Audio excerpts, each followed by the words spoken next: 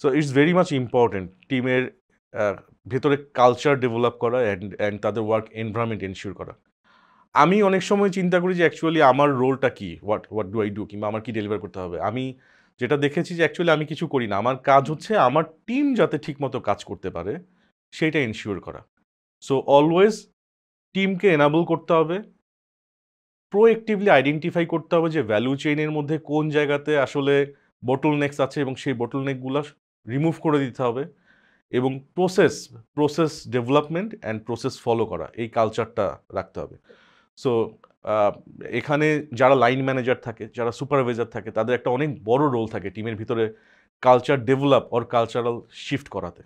So আমি সবসময় team ওয়ার্কে বিশ্বাস করি এবং আরেকটা হচ্ছে হায়ারার্কি রিলেটেড যেই জিনিসটা থাকে, অনেক লেয়ার্স থাকে, এক লেয়ারের সাথে আরেক লেয়ারের কমিউনিকেশন গ্যাপ থাকে, লেয়ারগুলোর মধ্যে ইনফরমেশন পাস হয় না।